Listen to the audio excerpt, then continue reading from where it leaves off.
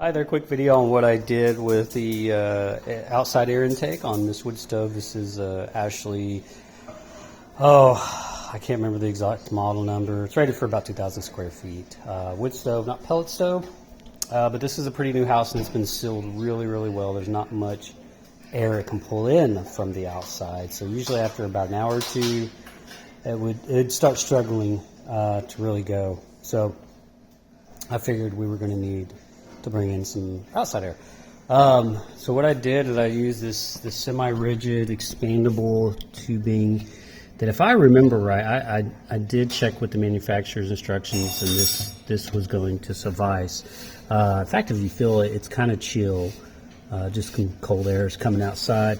The only reason I have a pipe over this, there's some insulation between this, and going to the wall. It is also wrapped with a little bit of insulation. You'll have to excuse the mess. Going all the way through the wall. The dilemma is I didn't want something that was going to be always open. So when not using it, I just put a simplistic valve in it on the outside. Excuse the mess. This is more insulation we're using in the house. As you can see, we've needed it lately. Today's not too bad. So I have just this dryer valve. This slides off, and I've just drilled a couple of holes. This will hold it open when I just a bolt, long bolt. This will hold it open, because once the air starts pulling, it's going to suck that back in and close off.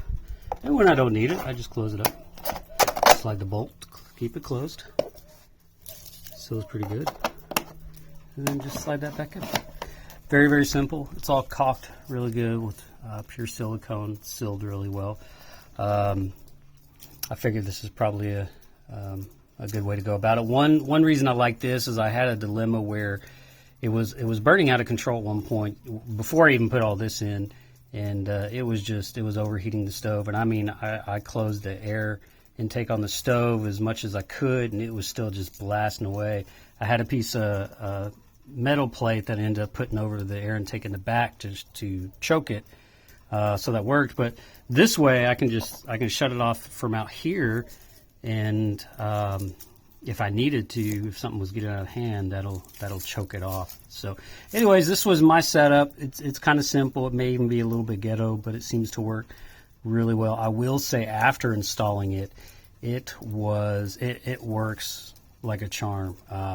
It is just phenomenal how well it works now. So if you're in a new home and you have a wood stove and it struggles to keep going, you may just kind of investigate this possibility. Not saying you need to do it like I do it, but this definitely did seem to work really well. Whatever you do, follow the manufacturer's recommendations. Thanks. See you later.